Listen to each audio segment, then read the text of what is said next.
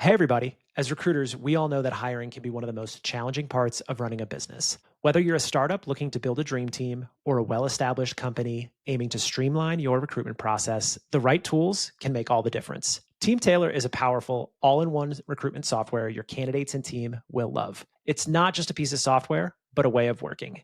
With Teamtailor, you get everything you need all in one place: powerful analytics, an AI assistant, customizable workflows, powerful integrations, and so much more. Plus, Teamtailor is easy to use and implement with their intuitive, user-friendly interface. If you're focused on the candidate experience, CX is at the heart of the ATS. Just ask any of the 4 million candidates who connect with customers every month. Join the ranks of over 150,000 recruiters and more than 8,500 companies who have transformed their recruitment with Teamtailor. Discover the new way to attract and hire top talent and see the results for yourself. Hey, everybody, and welcome to the Rebel TA podcast. You're tuned in today with Anneli Scopazzi. She is the founder of Boulevard Recruiting. I've followed Anneli for some time now. She's a legend in the space, has worked for some amazing companies like Figma and Notion, and has built a phenomenal agency herself. Anneli, what's up? Hi, thank you so much for the intro. I'm having a good day. How about you? Yeah, I'm doing well. I'm in Denver, but where are you based and what are you working on? I'm in Austin these days. I'm working on Boulevard Recruiting. It's a company of 24 people now. So a lot of my job is sales and managing the recruiting managers. Wait, you have 24 folks that work with you? Yeah. Holy heck, this is amazing. I want to talk about your journey a little bit, but let's talk a little bit about what running a recruiting agency of 24 people looks like. So high level, like what does Boulevard do? Tell us about your clients. So we've launched in San Francisco. I'm originally from the Bay. My first 10 years of my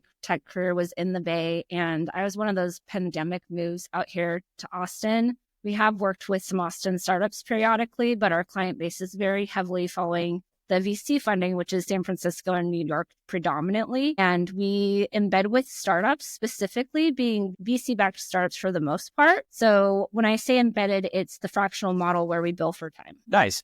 Do you throw folks in like 3 months, 6 months at a time, 40 hours a week, or what's pretty average for you? Well, so the fractional model definitely has us all over the place. We staff in increments of quarter time per role. And so a recruiter at 40 hours a week would typically be working on 4 roles. And I would say that in the previous market, starting at 40 to 60 hours a week or 1.5 recruiters was about average. But in this market, it's probably 20 or half a time recruiter is more the average. Awesome.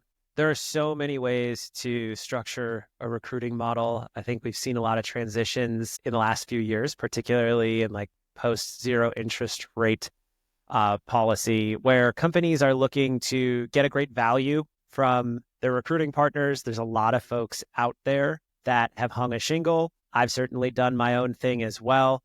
But how have you been able to scale successfully and to be an employer for 24 folks and build those relationships so that those startups do call you? Honestly, it's insane. And I think that the story is not a very straight path. When you see those pictures about this is what growth looks like, it's like this, and then it slowly gets up. I don't know if people see that on video, but that's how my journey was for sure. So just for context, we launched just before COVID. And I think that timing was probably good because I wasn't big enough at that point to take a big hit.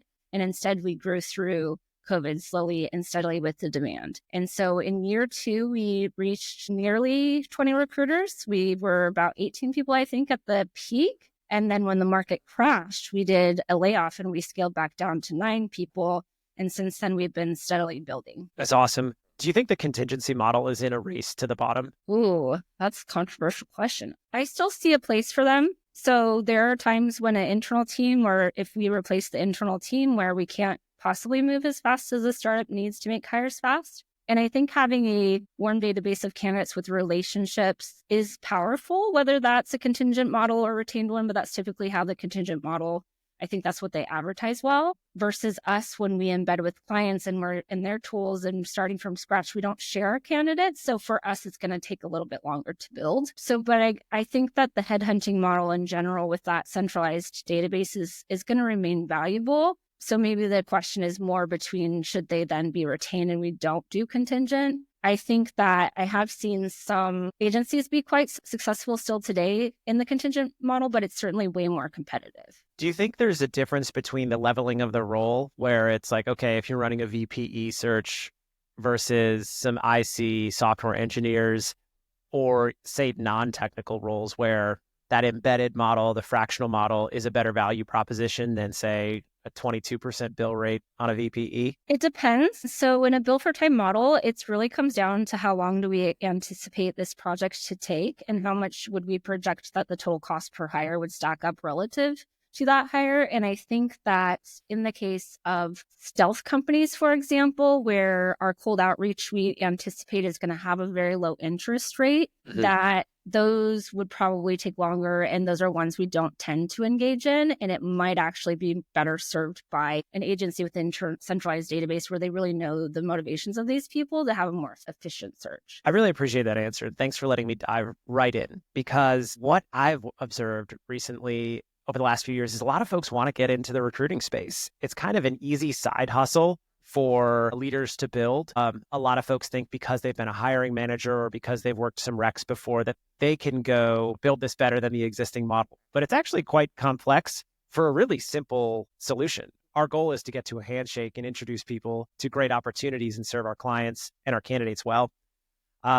What's your observation of like the recruiting tech landscape? Recruiting is way harder than we get credit for. And very honestly, I say this all the time, I used to have that same bias. So I started my career as an accountant before I did this tech recruiting thing. Okay. And I was really nervous that I might actually get kind of bored and that, oh, it's just a relationships job, which I enjoy, but is it going to stimulate the analytical side of my brain? And I think it took me a little while to get enough experience to even fully understand all the ways that this can go wrong, and excellent recruiters that have that experience who can really anticipate that before the problem happens. Because at the end of the day, we're just trying to make the hire as fast as possible. And there truly are best practices. And those best practices can vary depending on the company, the individual team cultures, and then also just the domain, whether this is engineering or business roles. And so I just think it's very complicated. And I have personally given recruiting a lot more credit over time.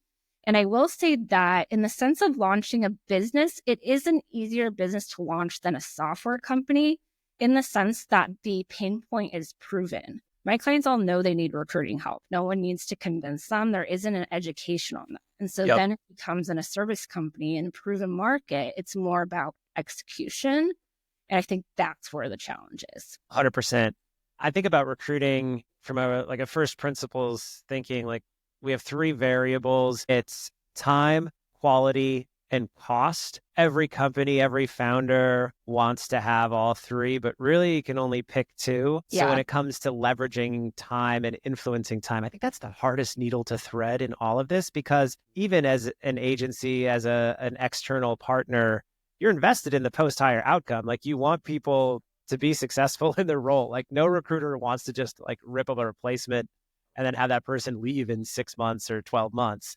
How do you think about time being a challenging variable when it comes to investing in post-hire outcomes as an external partner? So there are rare cases where you have a really fast hire and a cheap hire and it's fast. And I would say typically when that happens, it's we already knew this person and they were referred in and we convinced them and we were all aligned on it. But inevitably, in most cases, there's certainly that calibration period. We need to really make sure we understand what the problem, what the pain point is that we're solving in the organization. Who are the interviewers? What are they bidding for? Are they well aligned? And then making sure all the candidates we're pushing through are the right profile and that the process is moving really fast. So there's so many different variables here that involve so many more people than just the recruiter themselves. And I think that's another reason why this is so incredibly hard, because you have to be able to motivate a group, just as if you were a product manager doing so with the engineers. And you also need to be able to influence the candidate to join the company and all of those things. And so I think that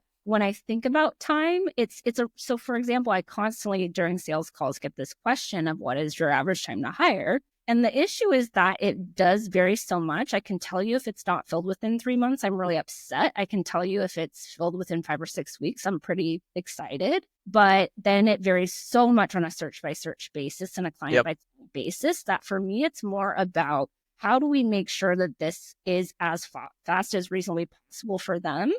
And for this reason, we are really extra about reporting and showing the total metrics and the conversions to quickly uncover if we have a piece of the interview process that is not calibrated. And actually, I should expand that to say the recruiting process, not just the interview process, like, is our profile calibrated too? That's critical. The question that I ping pong back to that is like, well, are you ready to hire? And what does it mean to be ready to hire? Is the hiring manager experienced? Do they have the interview planned? Have they formulated the structured interview questions for each stage? Have they aligned to the rubric? Do they have the right size expectations for the value proposition? There are all these things that recruiters do as strategic advisors, but historically we've just been these administrative paper pushers because that's what the business asked for. Now I think we're going to see more recruiters be strategic and actually leapfrog some of our HRBP counterparts. And I think we'll see more CHROs from the recruiting track because we have a data set that really aligns to the post-hire outcome from candidates' motivations when they really want something, when they have more skin in the game, when they want the job versus when they have the job. So when I think about like these metrics, we always index on time, which is critical to the process. What are some other metrics that you look at when you're talking with a founder or talking with an executive to align objectives for how you can help? So one thing I'm reflecting that we've done really well that has enabled us to scale, that has required experience to get to this point, is we're really rigorous about saying no up front if we know we're not positioned to do well with the company. And the trend, I would say, the biggest fail scenario we see is when a stakeholder, usually the hiring manager, is not willing to spend a lot of time on the process. And having come from these organizations and seeing what excellent scaling looks like and understanding these founders putting in, say, half their job to recruiting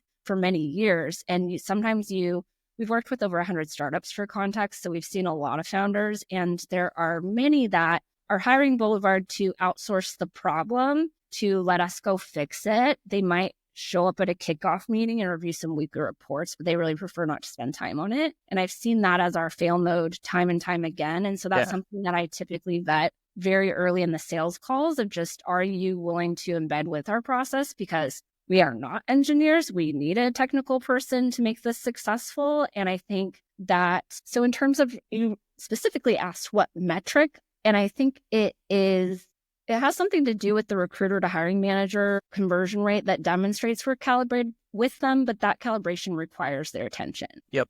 I think when we focus on delivering signal through noise, a lot of companies right now and a lot of vendors are building around inbound applications, but being an outbound recruiter myself and a sourcer, like, I think you've always got to balance both sides. You can't over-index on one or the other and just kind of flip-flop depending on if it's a candidate or employer's market, because great talent sometimes is inbound and sometimes great talent is outbound, and you've got to really pipeline somebody and get that warm referral going. Seeing a huge uptick in applications, of course, over the last couple of years, but it still holds true that most hires are coming from our source candidates. But we will still own all the inbound review and make sure we keep up with that. For sure. How do you define the handoff with companies? So when you embed, are you in their ATS? Are you running debrief calls? Like, where is the line in the sand? This is something I see independent recruiters struggle with that maybe you could give advice to. So we experimented with doing just sourcing or just top funnel and having those emails sent from hiring managers and having them do first calls.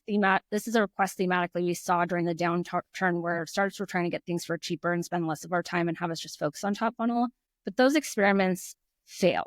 It really was not the best solution. A lot of reasons for that, but I firmly believe now that we absolutely must do the first screening call to make us efficient, to make the process efficient. And so we will do that call and then share our notes over with our recommendation of whether to proceed or reject a candidate, to then schedule the next call with the hiring manager. So that would be the official pass off. But then, of course, we are going to coordinate through the rest of the process and then make sure that offer closes at the end and re-inject ourselves into the process. You've talked about the differences between big tech hiring and startup hiring and being able to signal a different value proposition. I also spend a lot of time with candidates and working with early stage founders to Series C stage has been my sweet spot the last few years. I actually spend a lot of time with candidates. I think the last VP search I had 4 hours talk time after their first call with the founder. just selling, having those conversations. When you're working with an early stage company, like you don't have like the ability to rest on your laurels of some big and like crazy recognized brand. I have more opinions, but I'll pause. What do you think are some of the differences between big tech hiring and startups? Well, there's a very noticeable difference in the interest rate of a campaign as a company scales to more recognition. Let's take it to full stack product engineering ICs. In a Series A startup, seeing an interest rate of 2 to 5% is not unusual. So we get really excited when it's at 7 or 9. And certainly as companies scale and gain presence, you see it more in the 15 range. And then as you get to the larger companies, maybe even 20 to 25% interest, which is incredible. So the amount of work that you need to do to make one hire is inevitably less when your conversion rates are just so optimal in that way. And so with these early stage companies, we spend a lot of time. It's kind of like a start slow to go fast, where you really need to uncover all the different pieces that you can use in your selling strategy of what is cool about this startup, and particularly if their product isn't that sexy. And so you got to really dig in and see what are the oddities about these founders? What's the personality? What's the culture? Why is this product cool? Why is their product design process cool? Who are their investors? What are their growth metrics? These things that become really important to differentiating yourself in a startup. And so I think I was actually just talking to one of my friends last night who's now head of talent at a startup in ex-Netflix, and we were just reflecting on, you can find some really great recruiters in big tech in terms of really identifying top talent and being very polished and presenting well to the client. But sometimes where we see those recruiters fail is sometimes they can have a harder time grasping how to sell something that is on paper not that cool. That's a good point. I think there's some great folks, and we're all complex individuals that contain multitudes, and we're growing. Like we can learn different areas and adapt. I want to real quick, on paper, they are actually cool, but you have to find those points and make the paper, right? Yeah. Just seeing a summary of the product won't always grab someone. I appreciate that. It's interesting working with early stage startups because I don't know if you experience this when you talk to your friends, particularly folks like outside of tech or whatever. Like sometimes it sounds really sexy and fun. It's like, it's actually really murky work. There's tons of ambiguity. It's messy. Sometimes you work with young, inexperienced founders. It's so painful. Like it is so painful to do startup recruiting. There are some days where it's like, you know what? Maybe it would be nice to be a number in like some giant machine with a team where we have social calls and we work 30 hours a week and we've got RSUs and all of these wonderful things that make one of those jobs cushy. But at the end of the day, to me, it's about connecting with really interesting people. And in my experience, those interesting folks are the builders. You've built some amazing companies. You built Figma. You turned around and built Notion. As my first client through Boulevard. It's amazing. When I think about your roots, like at Palantir and thinking about Founders Fund, like one of the things that, Peter Thiel has always talked about and Keith Raboy talked a lot about was founder market fit. This is something that investors look at. When I think about like recruiting partner market fit, you are absolutely that for design and these companies that just have an incredible story. How do you think that candidate recruiter market fit aligns with the success of Boulevard? Recruiter market fit? How do you define that? Like what their profile look like, or what do you mean? I mean it a little bit more personal to you and like your ability to build two recognizable companies back to back and to be able to now scale the reputation of Boulevard to be successful in delivering great candidates. I would say, I hope this answers it properly, but we are so hardcore. Like, I think everybody here will say that. We have two values, joy and excellence. They are very easily in conflict constantly. So joy and excellence. Okay. And so striking that balance over and over and over again is the work that we do every day. And the thing is that we've certainly gotten a lot of interest from my past experience. I think it definitely is a credit to the company having great sales figures. But this community is so small, particularly when you start going into the VCs. Yeah. And they all talk to everybody and your network is expanding and everyone is back channeling you. And so you cannot have it be that my yesterday win will speak for me forever. You have to do it again and again and again. And the thing is that we are human and this is a very tough business. Am I allowed to swear? Oh, yeah. We will fuck up. We will. We do. We're human. They will too. We're all going to do it together. And so I think that it's more about how do you take that full ownership and how do you patch through those moments? And I believe in total accountability. And I think that that is the spirit of tech. And that is the spirit of the products that do really well, is sometimes you might release a product before it's perfect because you want to get the feedback faster. And so in recruiting, we do bias towards action. And we get those emails out really fast and we start getting input and we iterate as we go. But all this to say, not every single step is going to be perfect. And it's about learning from it. And in our model, so we're constantly reporting on our own work. And our goal is to catch the fuck up before it happens and to call the hiring manager's attention to it instead of the other way around. And if it is the other way around, we're not doing our job well. And in the case where we catch it early, even, we will preemptively discount their invoice and call it the joy and excellence guarantee and say, nice. We didn't hit the mark, like we didn't go as fast as we wanted. We didn't, whatever the case might be. But I think that's gained a lot of trust with my clients. We will never bill them if we don't feel proud of our work. Yeah, I think that pride in it is critical when we service clients, when we work with great candidates. It's showing up with integrity. I really appreciate that you use the word joy. How do you assess for that with recruiters that you bring in? Like, how do you know if they're going to be baller enough to sprint 1,000,000 miles an hour, own their book of business, deliver a high volume of candidates with great yield ratios? Ooh, that's a lot of questions. So specific to joy, we think a lot about how much it overlaps with excellence. So when we're doing our best work and clients are singing our praises, it feels so good. And when we fuck up, we feel awful. We're embarrassed. It feels like shit. And so we tie it more to we believe in work-life balance and having boundaries and all that and taking real rest to come back and do great work.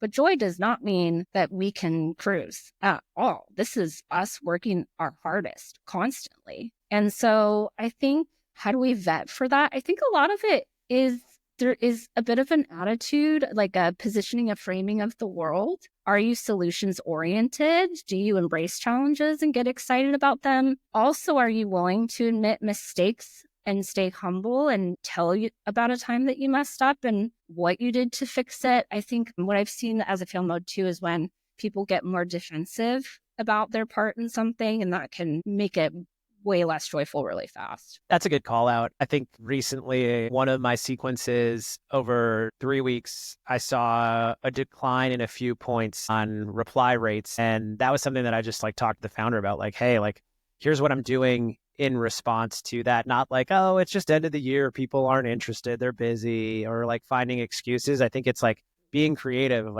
hey, well, why is this happening? Maybe it is the end of the year, but does that mean I need to reach them in a different channel? Was my messaging off? Was it over personalized? Was it under personalized? What's the email delivery? For sure. So you don't always know exactly why something's not working, but showing up with solutions and continuing trying is what we look for. I think that's why the mantra always be sourcing and always be pipelining is critical for a recruiter.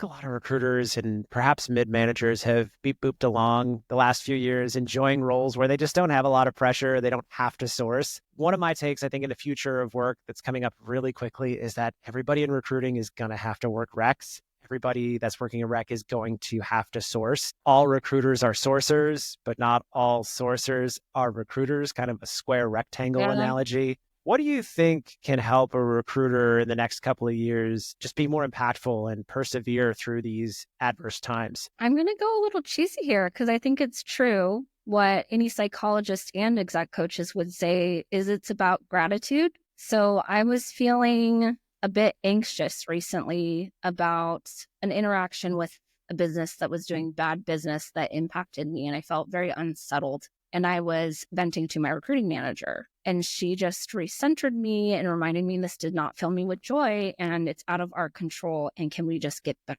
to enjoying Thanksgiving? And I thought about it. I was like, yes. And let me stop and let me reflect on all that I am grateful for. As much as tech is a beast and it's so high pressure, I'm so grateful to be in tech. As much as founders can be very high maintenance and demanding and inexperienced, I'm so grateful to work with diversity of founders and see so much in Silicon Valley. As much as recruiting is hard, it is a joyful business when it's working well. And we have this beautiful team that supports each other. So we're not alone in these startups, which is just amazing. So I think that it's really on the person to look at all the pieces that are good about this and focus on that and keep pushing, because at the end of the day, our lives are short.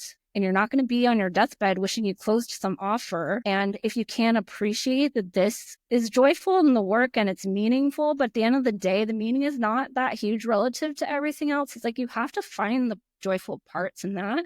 And how does it support your life to go experience all those pieces of your life more fully? Life is far too short not to work on cool problems with interesting people. As recruiters and as a recruiter, I'm certainly grateful that I get to go out and connect and find those interesting people. One of the things that I didn't expect going into this was the longevity of relationships. When somebody hits me up after years or I get to place them again, that's really special. I'm just out here in my basement. Like I've been working like team of one for the last few years. I've gone through riffs. Like it's a rough hustle if you're a recruiter. Like I'm grateful that I've been able to land clients and land roles, whether it's 1099 or W-2. But to me, what makes this all worthwhile is the community that naturally builds up around us as like these little nodes of recruiters. Can you talk a little bit about the community that you've built as a result of your work? Yeah, this is kind of funny. When I was at Palantir, I was always trying to be the number one viewed at Palantir on LinkedIn. It was like this mission I had. And I was checking it every week, just like, am I number one? And I stayed number one for most of the time. Sometimes I had slipped to number two and I would work on it again. And I definitely don't have the energy for that anymore. Like I do not hustle in the way that I did maybe at the beginning, but it's just so cool to see how much dividends that has paid my work from 10 years ago, and how many people that I don't, even if I haven't seen them in a while, how many people will say, hey, I saw your post. I see what you're doing. I would love to reconnect. And so I do think Palantir Network itself is so incredible. This is a company that's known to produce entrepreneurs and a company that we vetted for entrepreneurial traits. And so I understand why that would be the case. And I think that's been really fun to work in the ex-Palantir Founders Network.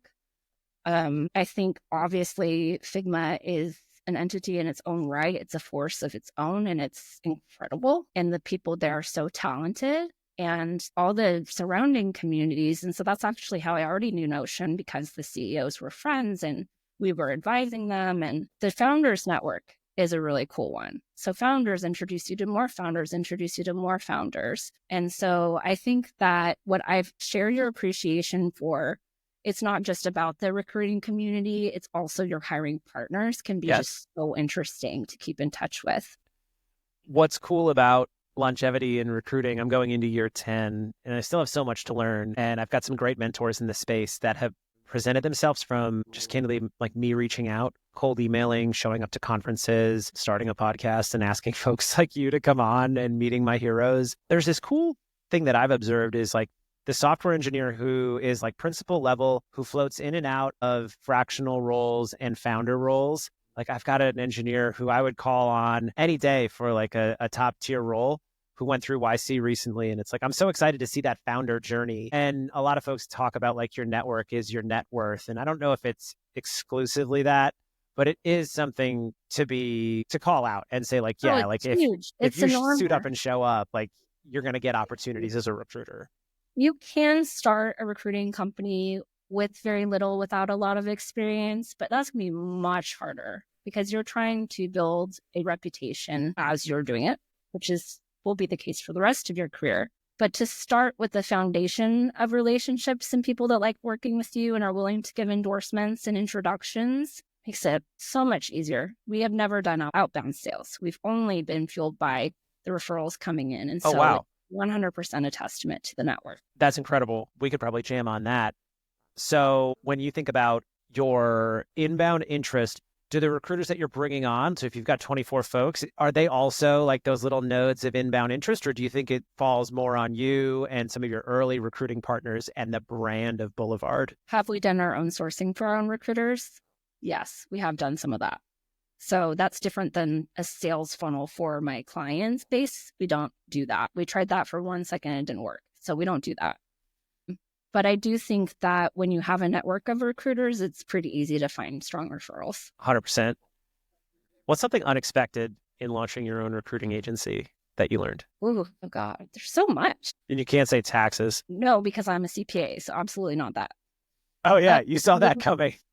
Yes. Or maybe something that's like easier than you expected or harder. I think the hardest point has been delivering quality consistently, particularly as you scale. Yeah. So when we got to 18 recruiters, and this was in the booming market of 2021 at the peak of the ZERP era. And we decided kind of controversially to pause and stop scaling and stop taking on new clients because I wanted to build the infrastructure. So I had more comfort around how are we going to know that we're doing well. And so we have feedback loops built throughout the company in terms of our weekly reporting process and our monthly reporting. And we've systematized things, including in our finance process, for example, too. So actually scaling over 20 is something that we've been very thoughtful about. And I am only recently starting to feel somewhat more calm, I would say, and more settled. We are 5 years in for context. And I have been in every piece of this company as any founder would be. And I think we're finally reaching a scale. And shout out to my recruiting managers, Rachel Hollis and Alan Leung, who are amazing and more experienced in tech recruiting than me. And therefore, I now have these lieutenants who are overseeing every engagement and really responsible for ensuring we're delivering quality. That has freed me to be more of an advisor to my clients and float in and out of subjects that I can particularly add value, and then also focus on the operations and finance of our company. I don't know Rachel, I know Alan a little bit from the internet. One of the cultural elements that I've observed about Boulevard is that like you present as a very like holistic person. Your life and your family is integrated into your content. Talk a little bit about that and like what it means to be like a female founder, a mom, and somebody who like sees people as a human experience versus just like this recruiter who's supposed to deliver candidates like yesterday. I really appreciate that comment. I was very intentional starting Boulevard. The reason I started it was so that I could have some boundaries versus go be head of talent at Notion or redo the Figma experience again, which certainly I was qualified for at that point. And so I wanted to continue to interact with startups, but a little bit more on my terms, which I'm able to do having my own company and a contract with them and defined processes. And also having this team enables us to be able to take vacation because we can cover each other, which is sometimes really hard to do in a startup with such a small team. And so I have always said that Boulevard is going to tell me what it wants to be. And what that means is maybe it would have been nice to build a not engineering recruiting agency. Engineering is so hard, but Boulevard wants to be an engineering recruiting agency. It's very clear to me. And so what I mean by that is at the beginning, I was very open about let's try embedded contracts. Let's try contingent. Let's try retained. Let's try eng. Let's try leadership. Let's try ICs. Let's try a mix. And over time, I've remained very flexible to inevitably the market changed the company also of what did our customers want. And so I've always been very fluid in like company, you tell me what you want to be. And I'm never wanting to feel like I'm chasing something. Mm-hmm. We don't chase sales. We support the sales of who wants to work with us and we staffed that. Mm-hmm. In some ways, it's been very organic. I've seen people do it opposite though. And maybe it works for some people where you say, hey, I'm really burnt out on recruiting and I don't want to do engineering. So I'm going to start an advisory firm and just be a strategic advisor. And I took more the approach of like, where's the money? What do people want to do? And we ended up solving the hardest pain points that are the most painful, I would say. But what we have benefited from in that is having a very sustainable business. But I will let the company fall apart. If it does not have the demand, we're not necessarily going to chase it. And that is a little bit scary, I think, sometimes if I'm your leader, right? It's like, I definitely want to grow the company to a scale that is comfortable that we can execute well.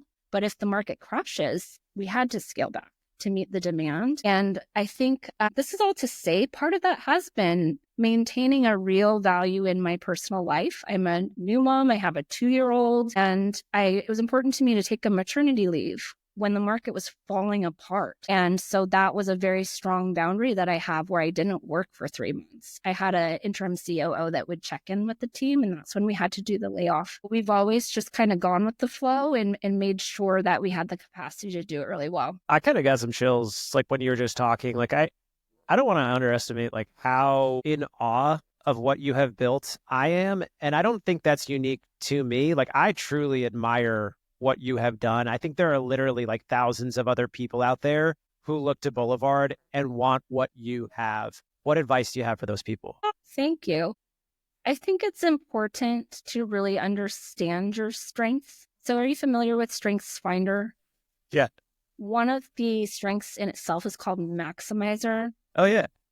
Or what is the other one? Anyway, Activator. I'm Activator, Maximizer. I mean, those are my first two. But I am of the philosophy that I don't do a lot of work on my weaknesses. And I focused my career more on really working in alignment with my strengths. And one thing that's really nice as a founder is you can hire people to do the things that you're not good at. I think when you work for someone, it can be a little bit harder if the part of your job description is to do things that you're not naturally good at.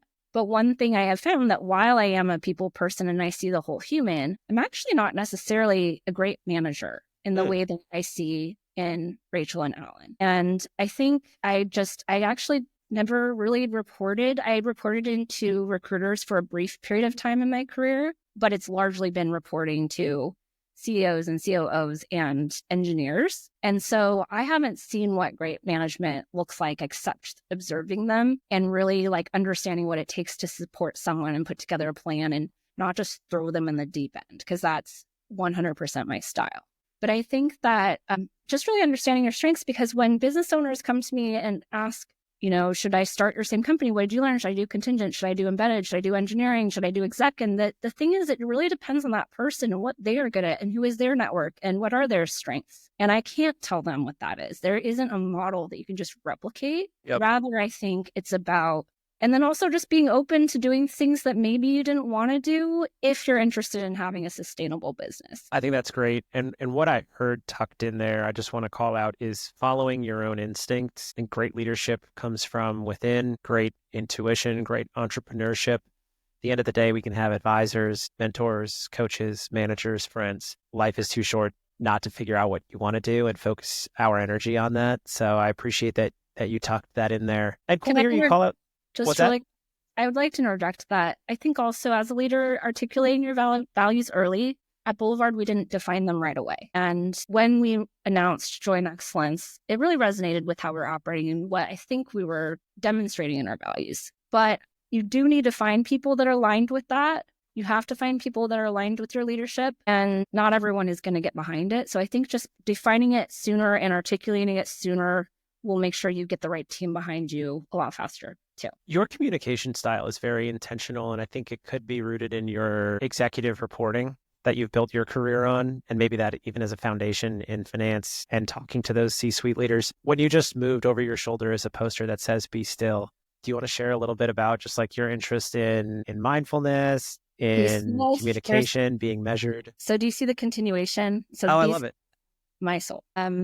And it's intentionally in my office to remind myself that my big life outside of here is much bigger, and it's important not to get carried away in the drama of Silicon Valley while I'm here. It's a Mormon reference. Be Still My Soul is a hymn that I grew up with. I am ex-Mormon. I could talk a whole other podcast about that situation. I have a lot of people I love in my life that are still actively Mormon, but I think in its people, I see a lot of resilience. And since then, though, I've very much branched out into more Eastern philosophies, very more somatic and centered, like very much into yoga and meditation and how physical spiritual experience can be. And so what I find the crossover of this Mormon hymn and my new ways of thinking being more Eastern and meditative is really cool. I really appreciate that as I sip my cup of coffee and work a handful of recs and have an afternoon of calls. It's also important to me, and I've spent a little bit of time in the mindfulness community, and it's a good balance. And I think like that traditional, I guess, way of saying like yin and yang of